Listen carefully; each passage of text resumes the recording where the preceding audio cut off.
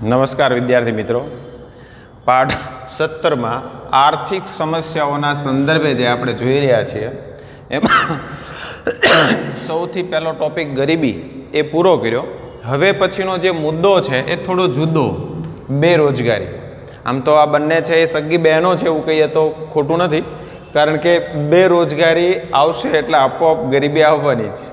તો આ બેરોજગારી અને ગરીબી વચ્ચે થોડોક જે સંબંધ છે એના સંદર્ભે પણ થોડીક ચર્ચા આપણે કરશું. પણ અહીંયા જે મહત્વની સમસ્યા છે એ બેરોજગારી છે. તો બેરોજગારી એટલે શું? પહેલી વાત તો એ, કોને બેરોજગાર કહેવો? દેશની ઘણી બધી સમસ્યાઓ છે, એમાંની એક મહત્વની કહી શકાય, ઊંડે સુધી ઘર કરી ગયેલી જો કોઈ સમસ્યા હોય તો એ બીજા નંબરની આપણે ગણીએ તો બેરોજગારી છે. હવે આ બેરોજગાર કોને કહેવું એના સંદર્ભે જો આપણે ચર્ચા કરીએ તો પહેલી વાત તો એ કે 15 થી 59 વર્ષ, યાદ રાખજો કે એનું જે ઉંમર મર્યાદા છે એ 15 થી 59 આ કાર્ય જૂથમાં આવે છે.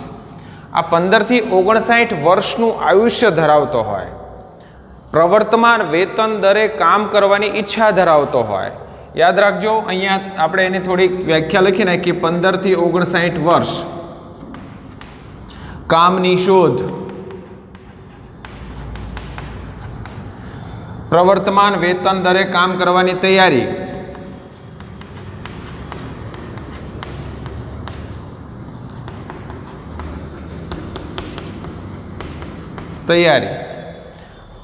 અને એની આવડત હોય,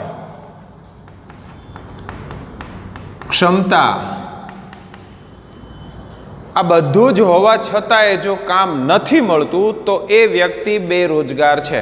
ફરી પાછું, આ વય જૂથમાં હોય, કામની શોધમાં હોય, પ્રવર્તમાન વેતન દર, યાદ રાખો કે જે અત્યારે મજૂરીનો ભાવ ચાલે છે અથવા તો જે પગાર ચાલે છે એ પગારે કામ કરવાની તૈયારી હોય, અને તેમ છતાંય જો કામની શોધમાં હોય, આવડત હોય, ક્ષમતા હોય, લાયકાત હોય, આ બધું હોવા છતાંય જો કામ નથી મળતું તો એ બેરોજગાર છે. અને આવી જે સામૂહિક પરિસ્થિતિ છે એને બેરોજગારી કહેવાય. જો આ વ્યક્તિ કોઈ એક હોય તો એ બેરોજગાર છે, પણ આવી જો પરિસ્થિતિ સામૂહિક હોય તો એ બેરોજગારી છે. હવે બેરોજગાર કોને ન ગણાય એ પણ સમજી લઈએ. આ વય જૂથમાં ન આવતા હોય, 15 થી 59 વર્ષનું જે આયુષ્ય છે એમાં એ ન આવતો હોય, કામની શોધ પણ ન કરતો હોય, પ્રવર્તમાન વેતન દર માનો કે 300 રૂપિયા ચાલે છે અને એવું કે 400 રૂપિયા હોય તો કામે આવું, તો 300 સુધીનું કામ તો એને મળે છે પણ એ 400ની અપેક્ષા રાખે છે અને એના કારણે બેરોજગાર રહે છે. તો એ પ્રવર્તમાન વેતન દરે કામ કરવાની તૈયારી નથી એટલે એ બેરોજગાર નહીં કરે. આવડત ન હોય, ક્ષમતા ન હોય, લાયકાત ન હોય, શારીરિક છે એ કોઈ તકલીફ હોય, કામ કરવાની વૃત્તિ ન હોય, અને એવા કોઈ પ્રકારની છે પરિસ્થિતિ હોય તો એ વ્યક્તિ બેરોજગાર નથી. માની લો કે ઘરે મમ્મી છે એ ઘરકામ કરે છે, શૈક્ષણિક લાયકાત પણ ધરાવે છે, અને તમે જો એને પૂછો કે તમારે કામ કરવું છે, જો એ કામની હા પાડે કે હું કામની શોધમાં છું તો બેરોજગાર છે. પણ માત્ર ઘરકામ કરે છે અને એવા કોઈ વિશેષ કામની અપેક્ષા નથી તો એ બેરોજગાર નથી. સૌથી પહેલી મહત્વની બાબત એ છે કે કામની શોધમાં હોવા જોઈએ. લાયકાત ને બધું હશે તો જ કામની શોધમાં હશે. માનો કે એવા પ્રકારની લાયકાત નથી તો પણ એ કામની શોધમાં હશે. તો કામની શોધમાં હોવું એ બહુ જરૂરી છે, અને ત્યાર પછી આ બધી તૈયારી ધરાવે છે તો એ બેરોજગાર છે, અન્યથા એ બેરોજગાર નથી. એટલે આવા પ્રકારની જે પરિસ્થિતિ છે એને આપણે બેરોજગારી, અને સામૂહિક પરિસ્થિતિને છે બેરોજગારી જેવી સમસ્યા તરીકે ઓળખી શકીએ.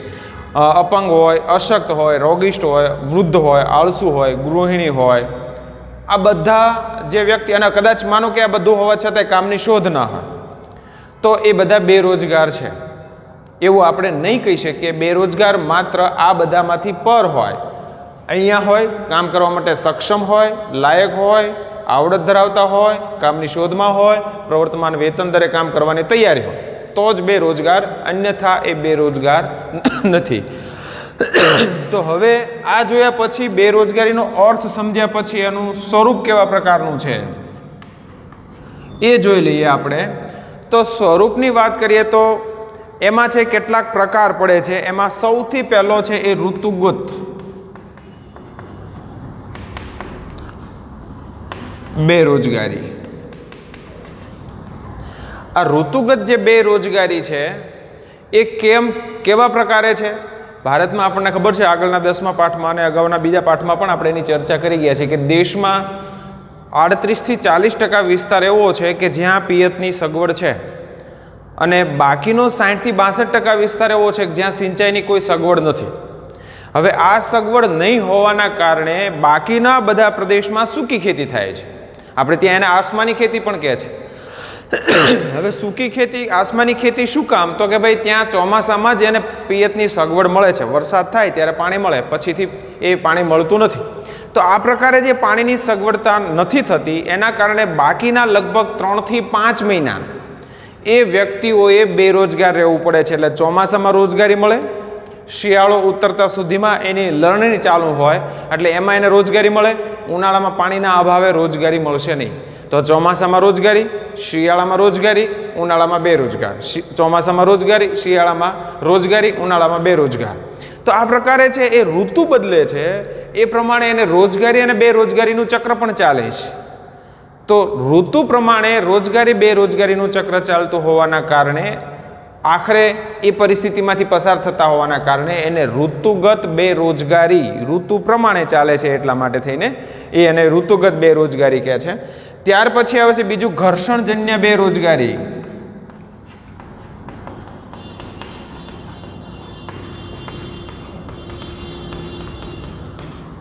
હવે આ ઘર્ષણજન્ય બેરોજગારી જે છે કોની વચ્ચે, શબ્દ ઘર્ષણથી તમે પરિચિત છો, સંઘર્ષ થાય છે. અહીંયા સંઘર્ષ બે ટેકનોલોજી વચ્ચે થાય છે. અત્યાર સુધી એક જૂની ટેકનોલોજી ચાલતી હતી, હવે નવી સંશોધન થવાના કારણે નવી ટેકનોલોજી આવે છે. તો આ બંને વચ્ચે એક પ્રકારનું ઘર્ષણ થાય છે.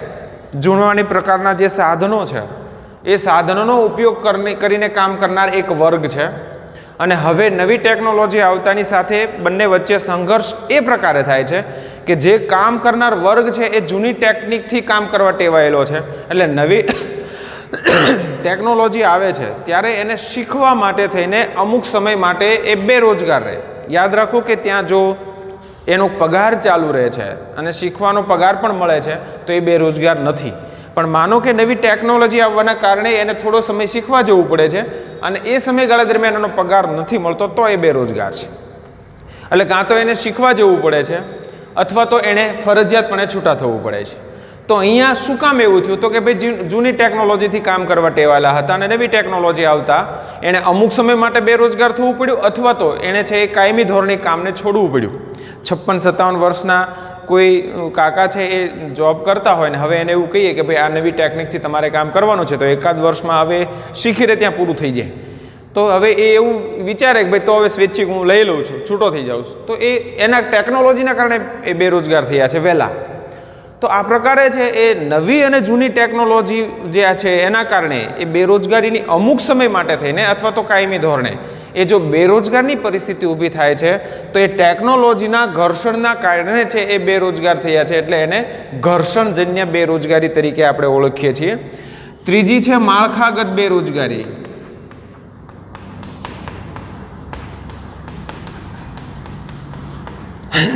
માળખાગત, અહીંયા સામાજિક અને આર્થિક માળખાની આપણે છે ચર્ચા ટૂંકમાં કરવાની છે. તમને ખબર છે કે સામાજિક રીતે રૂઢિચુસ્ત સમાજ હજુ આપણે ત્યાં છે. અમુક પરંપરાઓ, અમુક રીત રિવાજો ફરજિયાતપણે એનો છે અમલ કરે છે. આર્થિક રીતે નહીં પરવડતું હોવા છતાંય એક પરંપરા છે, એક રૂઢિ છે, એક પ્રણાલી છે, એને ટકાવી કે જાળવી રાખવા માટે થઈને એ પ્રકારે છે એ કામ થતું હોય છે. એટલે એને આપણે માળખાગત બેરોજગારી એવું કહીએ છીએ. બીજા સંદર્ભે આપણે જોઈએ તો ઔદ્યોગિક જે બેરોજગારી છે. હવે એમાં આપણને ખબર છે કે અહીંયા માળખાગત ને ઉદ્યોગ એ કયા સંબંધે જોડાય છે? તો કે ભાઈ માળખાગત આગળના આપણે પાઠમાં ચર્ચા કરી ગયા છે કે માળખાગત સુવિધાઓ એટલે રોડ, રસ્તા, વાહન વ્યવહાર, સંદેશા વ્યવહાર, બેન્કિંગ વ્યવસ્થા, આરોગ્યની, શિક્ષણની, વીજળીની, પાણીની, આ બધી જ એ માળખાગત વ્યવસ્થા છે. મોટા ભાગે બેરોજગારીનું પ્રમાણ કઈ જગ્યાએ વધારે છે? તો કે ગામડામાં. શું કામ? તો કે મોટા ભાગનો વર્ગ એ કૃષિ ક્ષેત્ર સાથે જોડાયેલો છે અને કૃષિ ક્ષેત્ર સાથે જોડાયેલો હોવાના કારણે 4 થી 6 મહિના સુધી એને બેરોજગાર રહેવું પડે છે અને એ જે બેરોજગાર રહે છે એ સમયગાળા દરમિયાન એમને છે બીજું કોઈ કામ નથી મળતું. શું કામ નથી મળતું? તો કે ભાઈ ત્યાં કોઈ એવા વૈકલ્પિક સ્ત્રોત રોજગારીના નથી, ઉદ્યોગો, લઘુ ઉદ્યોગ કે એવા બીજા કોઈ ઉદ્યોગો વિકસ્યા નથી. એની પાછળ કઈ બાબત જવાબદાર છે? તો કે એની પાછળ પણ આ માળખાગત સુવિધાનો અભાવ છે. એટલે સામાજિક અને આર્થિક આ બંને માળખું છે એ પછાત હોવાના કારણે વૈકલ્પિક રોજગારી જે ગ્રામ્ય કક્ષાએ મળવી જોઈએ એ આપણે ઊભી કરી શકતા નથી. એના કારણે એ કેટલાક એવા લોકો છે કૃષિ ક્ષેત્રમાંથી કે પ્રાથમિક ક્ષેત્રમાંથી રોજગારી પૂરી થાય પછી બેરોજગાર રહે છે. ઘણા એવા બધા લોકો છે જે કાયમી ધોરણે બેરોજગાર છે.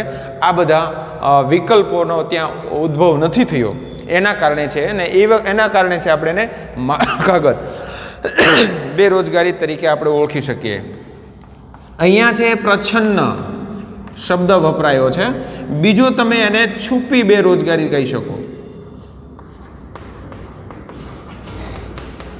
હવે અહીંયા છે એ છુપી જે પ્રચ્છન્ન અને છુપી જે બેરોજગારી છે એમાં એક વાત અહીંયા મેં શબ્દ વાપર્યો છે છુપી.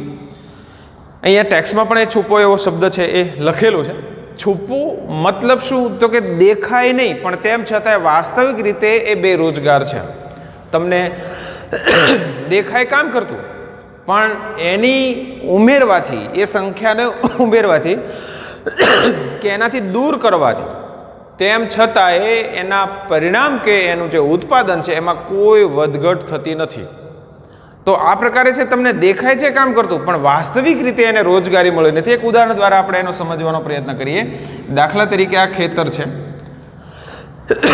હવે આ ખેતરમાં પતિ પત્ની 2 વ્યક્તિ છે કામ કરે છે ખેતરમાં અને માની લો કે 200 મણ ઉત્પાદન થાય છે. હવે એના 3 સંતાન છે. હવે એ 3 સંતાનને જો આપણે અહીંયા ઉમેરી દઈએ તો વ્યક્તિ કેટલા થઈ ગયા? 5. તો ઉત્પાદન વધશે નહીં મિત્રો. અહીંયા છે 2ના બદલે 3 વધીને 5 થયા તો અહીંયા 500 મણ ઉત્પાદન નહીં થાય. ઉત્પાદન તો જેસે થે રહેશે, આ જ રહેશે. આમાં કોઈ ફેરફાર થતો નથી. તફાવત ક્યાં થાય છે? તો કે માત્ર સંખ્યા વધવાના કારણે કામના કલાકોમાં વધઘટ થાય છે. જો આ 2 જ વ્યક્તિ કામ કરે તો 10 કલાક થાય છે. તો અહીંયા છે 3 વ્યક્તિ છે બીજા ઉમેરાય તો સંભવ છે કે 3 કલાકમાં કામ પૂરું થઈ જાય, 2.5 કલાકમાં કામ પૂરું થઈ જાય. મતલબ બાકીના જે સમય છે એ સમયમાં બધા બેરોજગાર રહેશે. એટલે 5 બેરોજગાર થશે. એટલે માનો કે સવારે 8 વાગે તમે ત્યાં જાઓ છો અને 7 વાગે કામ શરૂ કર્યું છે તો 8:30 તમે ત્યાં લટાર મારો છો તો 5 વ્યક્તિ કામ કરતા હશે પણ સવારના 10:30 પછી 5 નવરા બેઠા હશે. શું કામ? તો કે કામની જે જરૂરિયાત છે એમાં તો માત્ર 2 જ વ્યક્તિની જરૂર છે, 5 ઉમેરી દીધા તો ઉત્પાદન વધતું નથી. એટલે દેખીતી રીતે તમે જુઓ ત્યારે તમને કામ કરતા દેખાય છે પણ હકીકતે ઉત્પાદનમાં કશો ફેરફાર થતો નથી. એટલે એનું જે આર્થિક સ્વરૂપે એનું વળતર મળવું જોઈએ એ મળતું નથી. એટલે કામ કરતો દેખાય છે પણ વાસ્તવમાં કેવો છે? બેરોજગાર, વધારાનો વ્યક્તિ છે. એને જો દૂર કરી દેવામાં આવે તો ઉત્પાદન ઘટતું નથી અને જો ઉમેરવામાં આવે તો ઉત્પાદન વધતું નથી. મતલબ વધારો કે ઘટાડો ઉત્પાદન ઉપર અસર કરતા બનતો નથી. ત્યારે એવા જે વધારાના વ્યક્તિઓ કામ કરે છે એને પ્રચ્છન્ન કે છુપા બેરોજગાર તરીકે આપણે ઓળખાવી શકીએ. ત્યાર પછી આવે છે ઔદ્યોગિક બેરોજગારી.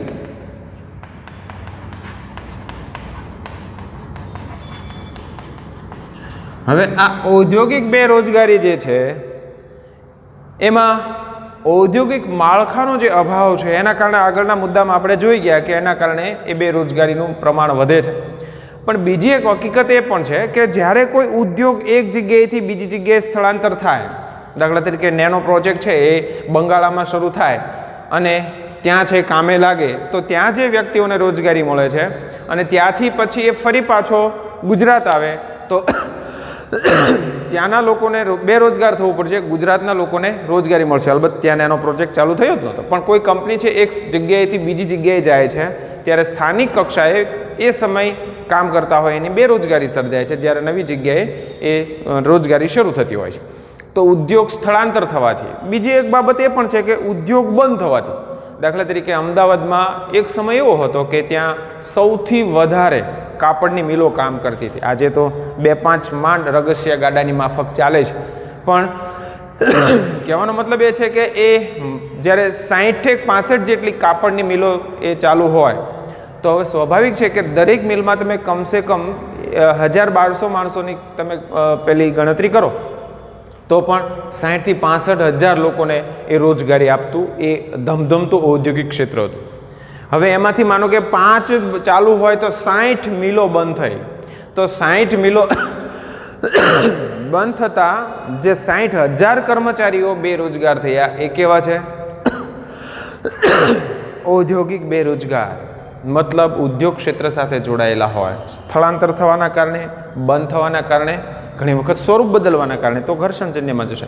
પણ આ પ્રકારે છે ઉદ્યોગના કારણે છે આવા પ્રકારે થતું હોય ત્યારે લાંબા કે ટૂંકા ગાળા માટે થઈને વ્યક્તિઓએ બેરોજગાર રહેવું પડે તો એને આપણે ઔદ્યોગિક બેરોજગાર કહી શકીએ. ત્યાર પછી છઠ્ઠું છે એ શિક્ષિત બેરોજગાર. મિત્રો આ તમને લાગુ પડે છે, અલબત્ત હજી નથી પડતું, આ વર્ષ પૂરતું હજી નથી પડવાનું, પણ પછીથી ભવિષ્યમાં આપણા ઉપર આ લેબલ ન લાગે એના માટે થઈને થોડું સજાગ થવું પડશે, થોડુંક વધારે મહેનત કરવી પડશે.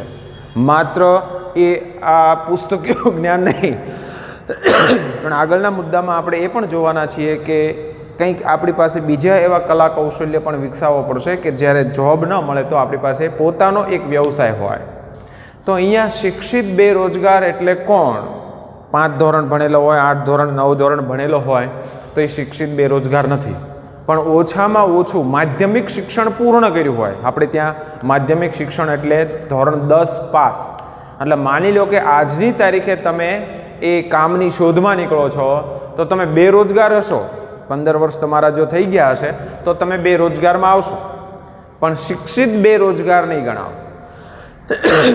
ઓછામાં ઓછું માધ્યમિક શિક્ષણ પ્રાપ્ત કર્યું હોય અને કામની શોધમાં હોય તો એવી વ્યક્તિને આપણે છે એ બેરોજગાર તરીકે મૂકી શકીએ. હા, પછી એમાં આગળ ગમે એટલું ભણેલા હોય, 10 બાર કોલેજ, માસ્ટર ડિગ્રી જે કાંઈ હોય તે, પણ એવા જે કામની શોધમાં હોય, આટલું ભણેલા હોય એને આપણે શિક્ષિત બેરોજગાર તરીકે છે ગણાવી શકીએ. આ મિત્રો બેરોજગારીના સ્વરૂપ છે.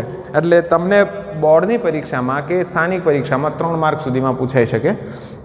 યાદ રાખો, 6 એક મુદ્દા છે, બહુ ટૂંકમાં અને સરળ ને ઝડપથી સમજાઈ જાય એવા પ્રકારના છે. એટલે માનો કે આપણને પૂછાય તો સરસ રીતે જવાબ આપી શકીએ. એટલે ફરી પાછા એક વખત સમજી લેવાના. એવું લાગે તો એક વખત ફરી પાછો વિડીયો છે જોઈ લેજો. હવે ભારતમાં જે બેરોજગારીનું પ્રમાણ છે એ પ્રમાણના સંદર્ભે આપણે જોઈએ તો દિન બદિન છે એ વધતું રહ્યું છે, અને એની પાછળનું એક બહુ મોટું કારણ એ પણ છે કે આપણે ત્યાં અતિ વસ્તી વધારો થઈ રહ્યો છે. હા, નવી રોજગારીની તકોનું સર્જન નથી થયું એવું નથી, થયું જ છે, પણ હકીકત એ છે કે વસ્તી વિસ્ફોટ નામનો જે રાક્ષસ છે આ તકોને એ ભરખી જાય છે, અને આપણી જે જરૂરિયાત છે એના કરતાં બહુ ઓછા પ્રમાણમાં એનું સર્જન છે આપણે કરી શક્યા છીએ. ભારતમાં બેરોજગારીના પ્રમાણમાં રાજ્યવાર સ્થિતિ અલગ અલગ એ આંકડાની દ્રષ્ટિએ પણ જોવા મળશે. રોજગાર વિનિમય કચેરીઓ જે છે એમાં મોટાભાગે શિક્ષિત બેરોજગારીની નોંધણી થતી હોય, એ લોકો પણ બહુ ઉદાસીન રહે છે. એટલે સાચા આંકડાઓ મળવા છે એ મુશ્કેલ છે. તેમ છતાંય નેશનલ સેમ્પલ સર્વે જે NSS છે એના આધારે ભારત સરકારના જે બેરોજગારીના આંકડાઓ છે, શ્રમ અને રોજગાર મંત્રાલય દ્વારા જે એનો સર્વે થાય છે એના આધારે આપણને કેટલાક આંકડાઓ છે પ્રાપ્ત થયેલા છે. એ આંકડાઓના સંદર્ભે આપણે જોઈએ તો એમાં લેબર બ્યુરો સર્વે છે એના મુજબ જોઈએ તો 13-14ના આંકડાઓની વાત કરીએ તો બેરોજગારીનો દર 5.4% જોવા મળ્યો હતો. મેં તમને અગાઉ પણ એક વખત વાત કરી છે કે હંમેશા વસ્તીનો આંકડો જ્યારે આવે છે એ પછી બેરોજગારીના સંદર્ભે કે વસ્તીના અન્ય કોઈ સંદર્ભે હોય ત્યારે તમારે એની સંખ્યા એ 100 નહીં, આ ટકા 100 જ થશે, પણ ગણતરી તમારે છે 1000 કરવાની રહેશે. એટલે માનો કે હવે અહીંયા છે 5.4 લખ્યા છે તો 5 વ્યક્તિ આખી અને એક 40% બેરોજગાર એવું નહીં હોય, પણ અહીંયા આપણે ત્યારે 1000 ઉપર જતું રહેવાનું. દર 1054 વ્યક્તિઓ બેરોજગાર છે. એટલે હવે પછીના જે આંકડાઓ તમને અહીંયા મળે છે એ સમજવા માટે થઈને જે આંકડો 5.4 છે તો 1000 તમારે જવાનું કે 1054 વ્યક્તિ. 2.7 છે તો 2.7% બરાબર છે, પણ 1027 વ્યક્તિ. એટલે જ્યારે વસ્તી સાથે કોઈ આંકડો જોડાય છે ત્યારે તમારે એને ડાયરેક્ટ 1000 જવાનું છે. સંખ્યા સમજવા માટે પર્સન્ટેજ બરાબર છે, સમજી લેજો બરાબર. પર્સન્ટેજ અહીંયા બરાબર છે, પણ અહીંયા સંખ્યા કેટલી છે એ જો તમારે જાણવી હોય તો 1000 જવાનું. મતલબ પોઈન્ટ જે છે એને દૂર કરશો એટલે તમારી સંખ્યા થઈ જશે. આ પણ એક સાદી સમજ તમે છે, બરાબર સમજી લેજો. ગુજરાતમાં દર 1012 વ્યક્તિ, મતલબ ગુજરાતમાં એની ટકાવારી કેટલી થઈ? 1.2. આ આંકડાઓ પણ યાદ રાખજો. 12% બેરોજગારી હતી. ભારતમાં 9-10માં દર 1000 શહેરી વિસ્તારમાં 34 વ્યક્તિઓ, મતલબ 3.4%. અને જ્યારે ગ્રામ્ય વિસ્તારમાં 16 વ્યક્તિ, મતલબ 1.6%. એની પાછળ શિક્ષિત બેરોજગાર શહેરી કક્ષાએ વધારે હોય, નોંધણી પણ લીગલ થતી હોય. ગ્રામ્ય કક્ષાએ છે બધું ઓછું પ્રમાણ રહેતું હોય. 1.6% બેરોજગાર હતા. શિક્ષિત બેરોજગારીનું પ્રમાણ શહેરોમાં વધુ જોવા મળ્યું હતું. 2013માં સ્ત્રીઓની બેરોજગારી દર 7.7% છે જોવા મળ્યો છે. 7.7 મતલબ દર 1000 સ્ત્રીઓએ 77 સ્ત્રીઓ છે બેરોજગાર છે. એમાં ભારતમાં સિક્કિમ, કેરલા, પશ્ચિમ બંગાળ, ઉત્તર પ્રદેશ, છત્તીસગઢ, જમ્મુ કાશ્મીર, ત્રિપુરા જેવા રાજ્યોમાં બેરોજગારીનું પ્રમાણ છે વિશેષ જોવા મળ્યું છે. કેરલા એ શિક્ષણની દ્રષ્ટિએ પણ 91% આસપાસ શિક્ષિત લોકો છે. એટલે એ રીતે પણ ત્યાં થોડું શિક્ષિત બેરોજગારીનું પ્રમાણ છે વધારે રહેવાનું. જ્યારે હિમાચલ, હરિયાણા, કર્ણાટક, ચંદીગઢ અને ગુજરાતમાં બેરોજગારીનું પ્રમાણ ઓછું પ્રમાણમાં છે એ જોવા મળ્યું છે, અથવા તો પહેલાં રાજ્યોની સરખામણીમાં ઓછું છે. ગુજરાતમાં છે આ બાબતે સારી પરિસ્થિતિ છે રોજગારીની દ્રષ્ટિએ એવું આપણને જોવા મળે છે. આ બધી બાબતોને પણ ક્યાં વધારે ઊંચું જોવા મળ્યું છે, ક્યાં પ્રમાણમાં ઓછું છે એ પણ બરાબર છે, ધ્યાનમાં રાખજો. ભારતમાં એક અંદાજ મુજબ ઉચ્ચ શૈક્ષણિક લાયકાત ધરાવતા 15% લોકો યુવાનો છે અને વિશ્વની વસ્તીના એ 66% લોકો થાય છે. જે 35 વર્ષની વય સુધીના યુવાનો છે એ ભારતમાં જોવા મળે છે. ભારતે જો વિશ્વમાં યુવાઓના દેશ થકી એક મહાસત્તા બનવા તરફ જો આગળ વધવું હશે તો સૌથી પહેલી વાત એ છે કે આ યુવાઓના હાથને કામ આપવું જ પડશે. જેટલી તમારી રોજગારીની તકોનું વધારે સર્જન થશે એટલું તમારું છે એ આર્થિક ક્ષેત્ર મજબૂત અને એ વગદાર બનશે. એટલે સૌથી પહેલી બાબત એ છે કે તમારે આ લોકોને વિશેષ કામ છે એ આપવું પડશે. બેરોજગારીની સમસ્યા વધુ ઘેરી બનવા પાછળના જે કેટલીક જવાબદાર બાબતો છે એમાં કેટલીક બાબતો આ શું કામ વધારે ઘેરી બની છે એવું પણ તમને 2 માર્કમાં પૂછી શકે.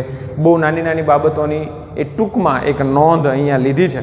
વસ્તી વધારો મેં તમને સૌથી પહેલાં કીધું છે કે કોઈ પણ સમસ્યા તમે લો એ સમસ્યાના તમે મૂળ સુધી જશો તો એમાં તમને પાયાના પથ્થર તરીકે વસ્તી વધારો મળશે. એટલે દરેક સમસ્યામાં લગભગ આ હશે. અહીંયા પણ છે સૌ પ્રથમ વસ્તી વધારો. માત્ર ને માત્ર સૈદ્ધાંતિક જ્ઞાન યાદ રાખજો કે હમણાં જ હું તમને શરૂઆતમાં એવું બોલ્યો છું કે આપણે ત્યાં શિક્ષિત બેરોજગારીનું પ્રમાણ શું કામ વધ્યું છે એની પાછળ આ કેટલીક અંશે જવાબદાર બાબત છે. સૈદ્ધાંતિક જ્ઞાન અત્યારે તમને છે પુસ્તકીય જ્ઞાન જે અપાઈ રહ્યું છે, પ્રેક્ટિકલ જ્ઞાન છે જ નહીં.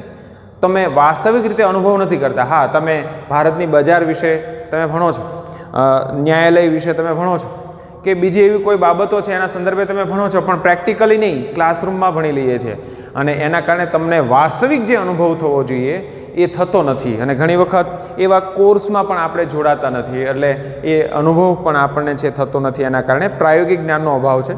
ટેકનિકલ જ્ઞાન કે કૌશલ્યનો પણ છે આપણને વિશેષ અભાવ જોવા મળે છે. એક પુસ્તકના કીડા બની રહેવાના કરતાં થોડું ઘણું તમને થોડુંક આવી કંઈક આવડત હોય તો એ આવડતને બરાબર પોષતા રહેજો, જેથી કરીને તમારી એ ધ્યાન રાખજો કે એમાં ભવિષ્ય કેટલું છે. તમારા શોખ માટે જ હોય તો એને નવરાશનો સમય જ ફાળવજો. તમે શોખ છે એટલે એ એવા સમયે પણ તમે એનો ઉપયોગ કરી શકશો કે જ્યારે તમે કંટાળ્યા. પણ જો તમારે વિશેષ કોઈ કૌશલ્ય હોય તો એ વિશેષ કૌશલ્યને પોષવા માટેના પ્રયત્નો કરજો, જેથી કરીને તમને આવનારા સમયમાં છે વધારે ફાયદો થશે. પૂર્ણ કક્ષાની રોજગારી ઊભી કરવામાં એ મોટાભાગે આપણે અત્યાર સુધી છે નિષ્ફળ રહ્યા છીએ અને એ પરિસ્થિતિના કારણે પણ આવા પ્રકારની સ્થિતિ ઊભી થઈ છે. વરસાદની અનિયમિતતા જે છે એના કારણે પણ વિશેષ પાક આપણે નથી લઈ શકતા. લીધો હોય તો એ ઘણી વખત નિષ્ફળ જવાય એવું બને છે. ચોમાસામાં જ વરસાદની છે આપણને પર્યાપ્ત થાય છે, બાકીના સમયમાં છે આપણે નથી કામ કરી શકતા. બીજી એક હકીકત એ પણ છે કે વરસાદ ક્યારેક અતિ વધારે તો ક્યારેક બહુ ઓછો પડે છે અને એના કારણે પરિસ્થિતિ છે ખેતી માટે છે અગવડતાભરી બનતી હોય છે. વૈકલ્પિક રોજગારીનો અભાવ છે ગ્રામ્ય કક્ષાએ ખાસ, એટલે એને વિશેષ કોઈ એવું રોજગારીનું છે સર્જન પ્રાપ્ત થતું નથી અને એના કારણે છે એ ખેતી સિવાયની રોજગારીનો અભાવ પણ એને નડે છે. કુટીર ઉદ્યોગ, લઘુ ઉદ્યોગ, ગૃહ ઉદ્યોગ આ બધાની છે એક નબળી સ્થિતિ મોટા ઉદ્યોગોએ વિશેષ કદ મોટું કરવાના કારણે થઈ છે, જેના કારણે નાના નાના કારીગર છે એ બેરોજગાર બની રહ્યા છે અને એ પરિસ્થિતિ ઊભી થાય છે. જ્ઞાતિ પ્રથા, સંયુક્ત કુટુંબ વ્યવસ્થા, પરંપરાગત વ્યવસાય જે કુટીર ઉદ્યોગ તરીકે આપણે એને ઓળખીએ છીએ, કૌટુંબિક ધંધામાં જ રોકાઈ રહેવાની એક માનસિકતા અને ક્યારેક પરિસ્થિતિ, કોઈ એક પરંપરાગત જે ધંધો ચાલે છે એમાં પોતાના પરિવારનું ગુજરાન જ થાય છે, વિશેષ કોઈ આવક ઊભી કરી શકતા નથી. ક્યારેક એવું બને કે આર્થિક સ્થિતિ એવી હોય એના કારણે નવું સાહસ પણ ન કરી શકતા હોય, ત્યારે આવી સ્થિતિ છે ઊભી થતી હોય છે, એમાં રોકાઈ રહેવું. નવા વ્યવસાય કે ઉદ્યોગ શરૂ કરવામાં સાહસનો અભાવ બહુ મોટા ભાગે આ વિશેષ બાબત જોવા મળે છે. એક તો સૂઝબૂઝ એ નથી ધરાવતા અને એ સાહસનો અભાવ, આ બંને બાબતો એને રોકી રાખે છે. હા, એમાં ગમે તેમ છે સાહસ કરી નાખવાથી સફળ નથી થવાતું, પણ એક પ્રકારની ક્ષમતા તમારે વિકસાવવી પડે, એના માટે પણ આપણે છે સજાગ નથી. જ્ઞાન, કૌશલ્ય, તાલીમ અને અનુભવ આ બધાથી આપણે છે ખામી એમાં કાઢી શકીએ. શ્રમની અગતિશીલતા, અહીંયા યાદ રાખો કે શ્રમિક જે છે અમદાવાદ ભાવનગરમાં રહીને જો એને 300 રૂપિયા પ્રાપ્ત થાય છે રોજના કે 500 રૂપિયા પ્રાપ્ત થાય છે, એ જ વ્યક્તિને જો અમદાવાદમાં 700 રૂપિયા મળતા હોય તો એ ત્યાં જવા માટે તૈયાર નથી થતો. એની પાછળનું કારણ છે એ સ્થાનિક કક્ષાએ જ રહેવું છે, જે કાંઈ પરિસ્થિતિ છે એમાં જીવી લેવું છે. તો આને છે શ્રમની અગતિશીલતા કહેવાય. ભાવનગરમાં માનો કે અડધો બેરોજગાર પણ રહે છે, અમદાવાદમાં એની રોજગારીની પૂરતી તક પણ છે, તેમ છતાંય નથી જતો, તો એ શ્રમની અગતિશીલતા છે. માનવ શ્રમનું ખામી ભરેલું આયોજન છે. ક્યાં કામે લગાડવો જોઈએ, કેવા પ્રકારની શિક્ષણ પદ્ધતિ છે, એ શિક્ષણ પદ્ધતિને કેવા પ્રકારે આપણે છે બનાવશું કે જેના કારણે છે એ આવનારા ભવિષ્યમાં એક બહુ મોટું કામનું ક્ષેત્ર આપણી પાસે હશે અને એ કામ કરી શકે એવો એક વર્ગ પણ તૈયાર હશે. આ આયોજન આપણે નથી કરી શકતા, એ પણ એના માટે એ જવાબદાર છે.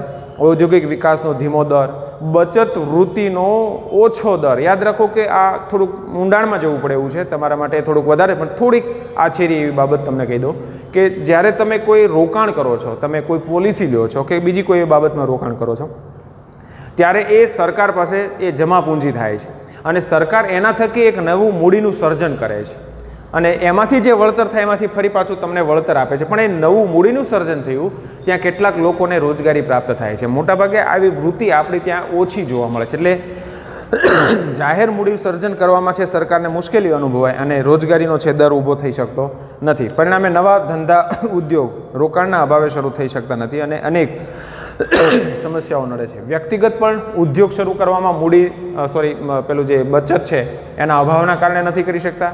એ જ પ્રકારે સરકાર દ્વારા જે મૂડીનું સર્જન થતું હોય છે એ પણ આપણી બચત ઓછી હોવાના અભાવના કારણે એવી પરિસ્થિતિ ઊભી થતી હોય છે.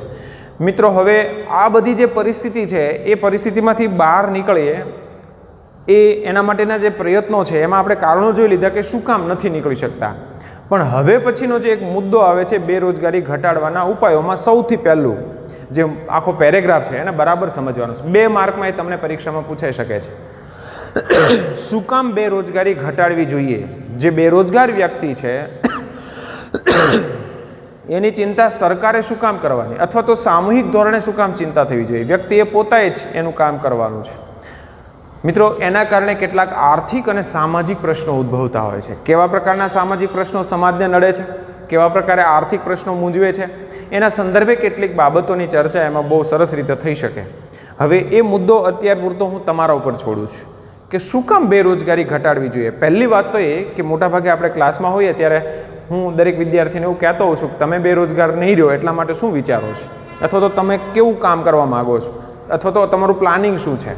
આ વખતે એ શક્ય નથી, પણ તમે બેરોજગારી જો વધી જાય તો કેવા પ્રકારની સમસ્યાઓ ઊભી થઈ શકે એનો પેરેગ્રાફમાં જ આપ્યું છે, એટલે તમે એને બરાબર સમજો, વાંચો અને પછી એ ભયાવહ પરિસ્થિતિમાંથી બહાર નીકળવા માટે થઈને કેવા ઉપાયો કરી શકાય, સરકાર દ્વારા પણ થયા છે અને વ્યક્તિગત આપણે શું કરી શકીએ, કઈ બાબતોને ધ્યાનમાં રાખી શકાય, એના સંદર્ભે જે કેટલીક મુદ્દાઓ છે, 10 જેટલા મુદ્દાઓ છે, એના ઉપર આપણે ચર્ચા કરવાના છીએ. એટલે મિત્રો, અત્યાર સુધી જે ભણ્યા છીએ એને બરાબર સમજી લો અને હવે પછીના એના ઉપાયો જે છે કે દૂર કરવા માટે થઈને શું કરી શકાય એ ઉપાયોના સંદર્ભે થોડું વાંચીને આવવાનું છે. આ મુદ્દાઓને બરાબર લખી લેજો, તૈયાર કરી લેજો અને આગળનું છે એ બરાબર વાંચીને આવવાનું છે અને આ મુદ્દાઓના સંદર્ભે જે કંઈ તમને ગૃહકાર્ય આપવામાં આવે એ તમારી પાકી બુકમાં છે નોંધવાનું રહેશે. ધન્યવાદ.